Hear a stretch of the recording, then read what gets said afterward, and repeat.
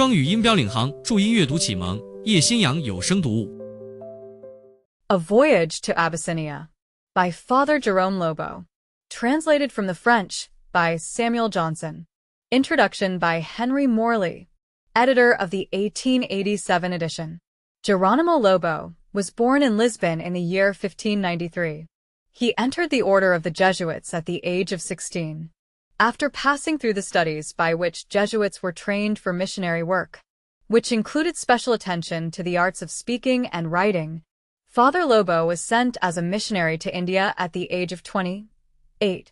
In the year 1621, he reached Goa, as his book tells, in 1622, and was in 1624, at the age of 31, told off as one of the missionaries to be employed in the conversion of the Abyssinians.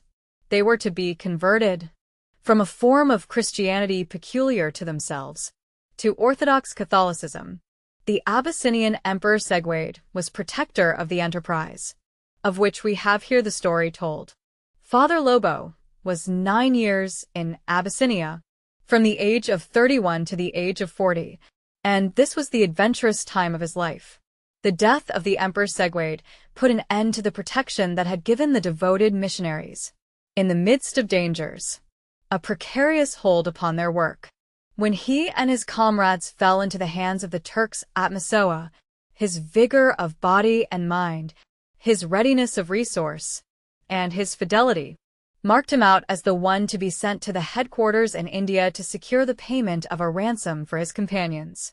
He obtained the ransom, and desired also to obtain from the Portuguese viceroy in India armed force to maintain the missionaries in the position they had so far won. But the civil power was deaf to his pleading. He removed the appeal to Lisbon, and after narrowly escaping on the way from a shipwreck, and after having been captured by pirates, he reached Lisbon, and sought still to obtain means of overawing the force hostile to the work of the Jesuits in Abyssinia. The Princess Margaret gave friendly hearing, but sent him on to persuade, if he could, the King of Spain, and failing at Madrid, he went to Rome and tried the Pope. He was chosen to go to the Pope, said the Patriarch Alfonso Mendez, because, of all the brethren at Goa, the Pater Hieronymus Lupus, Lobo translated into Wolf, was the most ingenious and learned in all sciences, with a mind most generous in its desire to conquer difficulties, dexterous in management of business, and found most able to make himself agreeable to those with whom there was business to be done.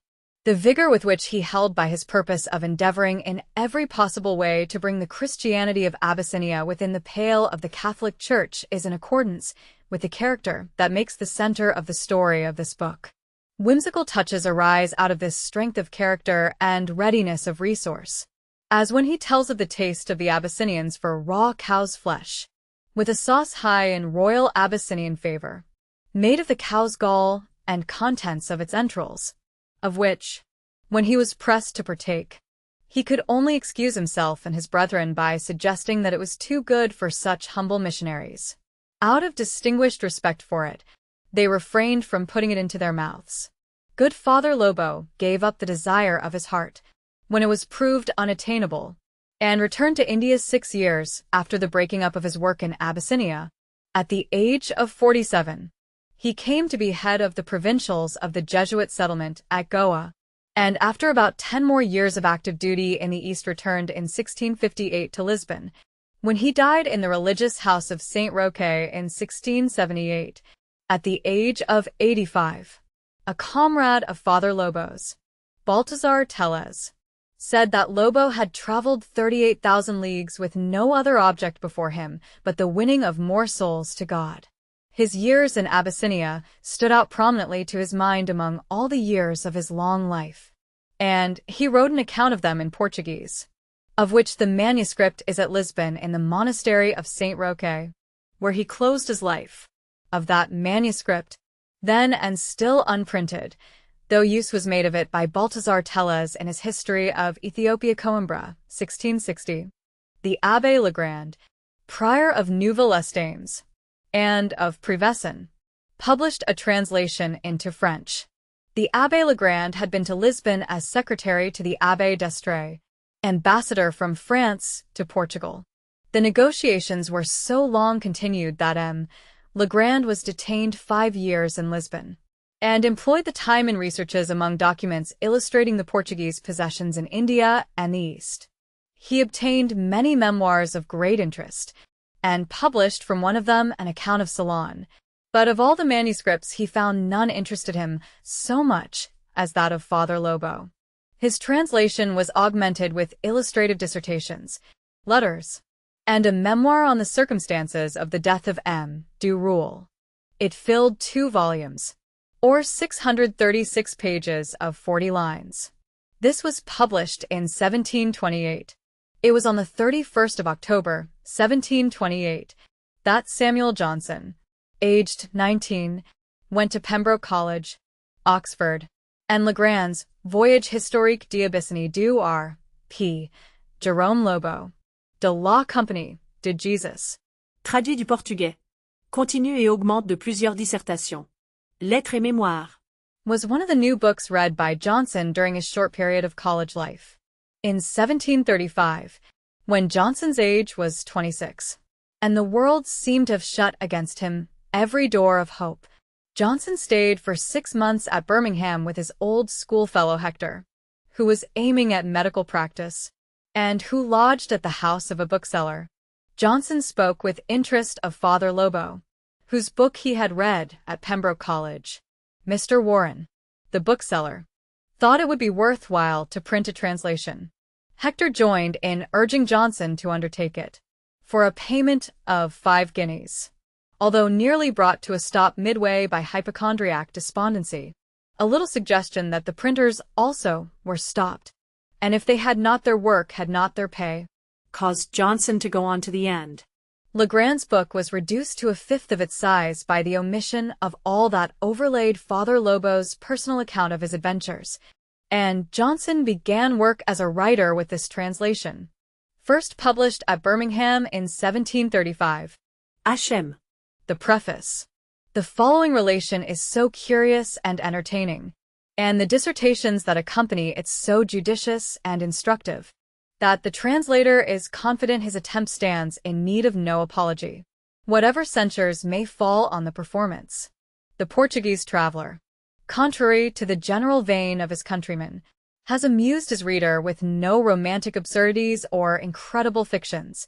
Whatever he relates, whether true or not, is at least probable, and he who tells nothing exceeding the bounds of probability has a right to demand that they should believe him who cannot contradict him.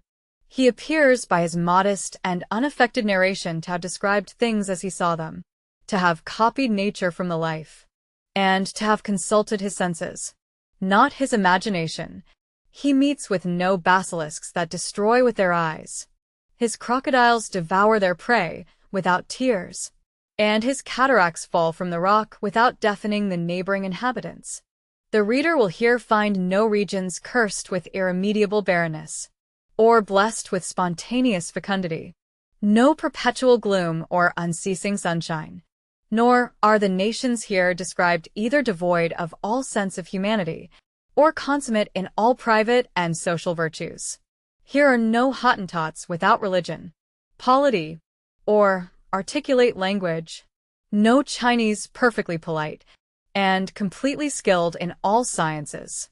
He will discover what will always be discovered by a diligent and impartial inquirer, that wherever human nature is to be found there is a mixture of vice and virtue, a contest of passion and reason, and that the Creator doth not appear partial in his distributions, but has balanced in most countries their particular inconveniences by particular favors. In his account of the mission, where his veracity is most to be suspected, he neither exaggerates overmuch the merits of the Jesuits. If we consider the partial regard paid by the Portuguese to their countrymen, by the Jesuits to their society, and by the Papists to their church, nor aggravates the vices of the Abyssinians. But if the reader will not be satisfied with a popish account of a popish mission, he may have recourse to the history of the Church of Abyssinia, written by Dr. Geddes, in which he will find the actions and sufferings of the missionaries placed in a different light, though the same in which Mr. Legrand, with all his zeal for the Roman Church, appears to have seen them. This learned dissertator, however valuable for his industry and erudition, is yet more to be esteemed for having dared so freely in the midst of France to declare his disapprobation of the Patriarch Oviedo's sanguinary zeal, who was continually importuning the Portuguese to beat up their drums for missionaries, who might preach the gospel with swords in their hands, and propagate by desolation and slaughter the true worship of the God of peace. It is not easy to forbear reflecting with how little reason these men profess themselves the followers of Jesus, who left this great characteristic to his disciples, that they should be known by loving one another, by universal and unbounded charity and benevolence.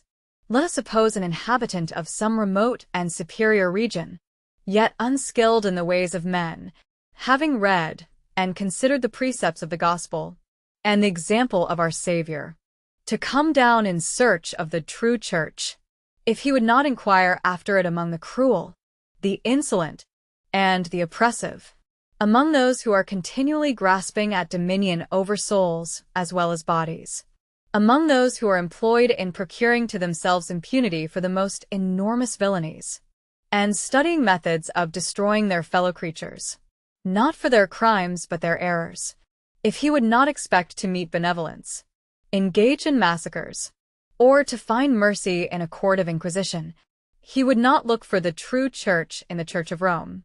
Mr. Legrand has given in one dissertation an example of great moderation, in deviating from the temper of his religion, but in the others has left proofs that learning and honesty are often too weak to oppose prejudice. He has made no scruple of preferring the testimony of Father Dubernat to the writings of all the Portuguese Jesuits, to whom he allows great zeal, but little learning, without giving any other reason than that his favorite was a Frenchman. This is writing only to Frenchmen and to Papists. A Protestant would be desirous to know why he must imagine that Father Dubernat had a cooler head or more knowledge, and why one man whose account is singular is not more likely to be mistaken than many agreeing in the same account. If the Portuguese were biased by any particular views, another bias equally powerful may have deflected the Frenchmen from the truth, for they evidently write with contrary designs. The Portuguese, to make their missions seem more necessary, endeavored to place in the strongest light the differences between the Abyssinian and Roman Church. But the great Lodolphus, laying hold on the advantage, reduced these later writers to prove their conformity. Upon the whole, the controversy seems of no great importance to those who believe the Holy Scriptures sufficient to teach the way of salvation. But, of whatever moment it may be thought, there are not proofs sufficient to decide it. His discourses on indifferent subjects will divert as well as instruct, and if either in these, or in the relation of Father Lobo, any argument shall appear unconvincing, or description obscure, they are defects incident to all mankind, which, however, are not too rashly to be imputed to the authors, being sometimes, perhaps, more justly chargeable on the translator. In this translation, if it may be so called, great liberties have been taken, which, whether justifiable or not, shall be fairly confessed, and let the judicious part of mankind pardon or condemn them. In the first part the greatest freedom has been used in reducing the narration into a narrow compass, so that it is by no means a translation but an epitome, in which, whether everything either useful or entertaining be comprised, the compiler is least qualified to determine. In the account of Abyssinia, and the continuation, the authors have been followed with more exactness, and as few passages appeared either insignificant or tedious, few have been either shortened or omitted. The dissertations are the only part in which an exact translation has been attempted, and even in those abstracts are sometimes given instead of literal quotations, particularly in the first, and sometimes other parts have been contracted. Several memorials and letters, which are printed at the end of the dissertations to secure the credit of the foregoing narrative, are entirely left out. It is hoped that, after this confession, Whoever shall compare this attempt with the original, if he shall find no proofs of fraud or partiality, will candidly overlook any failure of judgment. Part 1. The Voyage to Abyssinia. Chapter 1. The author arrives after some difficulties at Goa, is chosen for the mission of Ethiopia. The fate of those Jesuits who went by Zyla. The author arrives at the coast of Melinda. I embarked in March, 1622, in the same fleet with the Count Vittigera, on whom the king had conferred the viceroyship of the Indies, then vacant by the resignation of Alfonso Nerona, whose unsuccessful voyage in the foregoing year had been the occasion of the loss of Ormus, which being by the miscarriage of that fleet deprived of the succors necessary for its defense, was taken by the Persians and English. The beginning of this voyage was very prosperous. We were neither annoyed with the diseases of the climate nor distressed with bad weather, till we doubled the Cape of Good Hope, which was about the end of May. Here began our misfortunes. These coasts are remarkable for the many shipwrecks the Portuguese have suffered. The sea is for the most part rough, and the winds tempestuous. We had here our rigging somewhat damaged by a storm of lightning, which when we had repaired, we sailed forward to Mozambique, where we were to stay some time.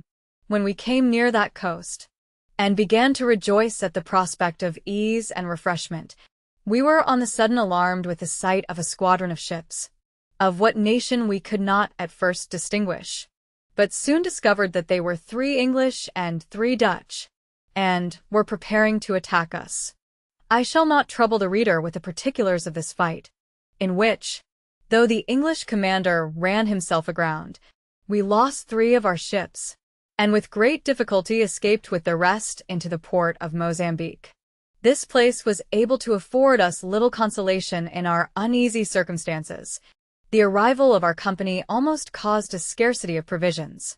The heat in the day is intolerable, and the dews in the night so unwholesome that it is almost certain death to go out with one's head uncovered. Nothing can be a stronger proof of the malignant quality of the air than that the rust will immediately corrode both the iron and brass if they are not carefully covered with straw.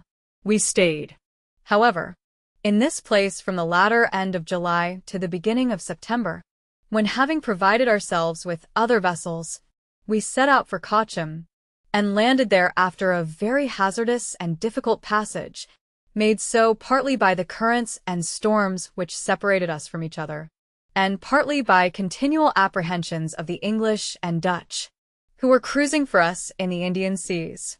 Here the viceroy and his company were received with so much ceremony, as was rather troublesome than pleasing to us who were fatigued with the labors of the passage, and having stayed here some time, that the gentlemen who attended the viceroy to Goa might fit out their vessels.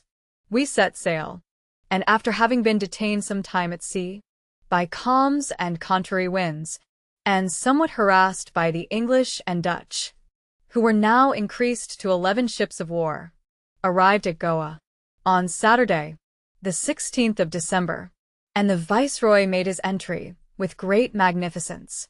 I lived here about a year, and completed my studies in divinity, in which time some letters were received from the fathers in Ethiopia, with an account that Sultan Segwed, Emperor of Abyssinia, was converted to the Church of Rome, that many of his subjects had followed his example, and that there was a great want of missionaries to improve these prosperous beginnings. Everybody was very desirous of seconding the zeal of our fathers, and of sending them the assistance they requested, to which we were the more encouraged, because the emperor's letters informed our provincial that we might easily enter his dominions by the way of Dankala, but unhappily, the secretary wrote Zyla for Dankala, which cost 2 of our fathers their lives. We were, however, notwithstanding the assurances given us by the emperor, sufficiently apprised of the danger which we were exposed to in this expedition, whether we went by sea or land. By sea, we foresaw the hazard we run of falling into the hands of the Turks, amongst whom we should lose, if not our lives, at least our liberty, and be forever prevented from reaching the court of Ethiopia. Upon this consideration, our superiors divided the 8 Jesuits chosen for this mission into 2 companies. For they sent by sea and 4 by land. I was of the latter number. The 4 first were the more fortunate, who, though they were detained some time by the Turkish Bassa, were dismissed at the request of the emperor, who sent him a zebra, or wild ass, a creature of large size and admirable beauty. As for us, who were to go by Zyla, we had still greater difficulties to struggle with. We were entirely strangers to the ways we were to take, to the manners, and even to the names of the nations through which we were to pass. Our chief desire was to discover some new road by which we might avoid having anything to do with the Turks. Among great numbers whom we consulted on this occasion, we were informed by some that we might go through Melinda. These men painted that hideous wilderness in charming colors, told us that we should find a country watered with navigable rivers, and inhabited by a people that would either inform us of the way, or accompany us in it. These reports charmed us, because they flattered our desires, but our superiors, finding nothing in all this talk that could be depended on, were in suspense what directions to give us, till my companion and I, upon this reflection, that since all the ways were equally new to us, we had nothing to do but to resign ourselves to the providence of God, asked and obtained the permission of our superiors to attempt the road through Melinda. So of we who went by land, 2 took the way of Zyla, and my companion and I that of Melinda. Those who were appointed for Zyla embarked in a vessel that was going to Caxim, where they were well received by the king, and accommodated with a ship to carry them to Zyla. They were there treated by the Czech with the same civility which they had met with at Caxim, but the king, being informed of their arrival, ordered them to be conveyed to his court at Oxa, to which place they were scarce come before they were thrown by the king's command into a dark and dismal dungeon, where there is hardly any sort of cruelty that was not exercised upon them. The emperor of Abyssinia endeavored by large offers to obtain their liberty, but his kind offices had no other effect than to heighten the rage of the king of Zyla. This prince, besides his ill will to Sultan Segwade, which was kept up by some malcontents among the Abyssin nobility, who, provoked at the conversion of their master, were plotting a revolt, entertained an inveterate hatred against the Portuguese for the death of his grandfather, who had been killed many years before, which he swore the blood of the Jesuits should repay. So after they had languished for some time in prison, their heads were struck off, a fate which had been likewise our own, had not God reserved us for longer labors, having provided everything necessary for our journey, such as Arabian habits, and red caps, calicoes, and other trifles to make presents of to the inhabitants, and taking leave of our friends, as men going to a speedy death. For we were not insensible of the dangers we were likely to encounter, amongst horrid deserts, impassable mountains, and barbarous nations.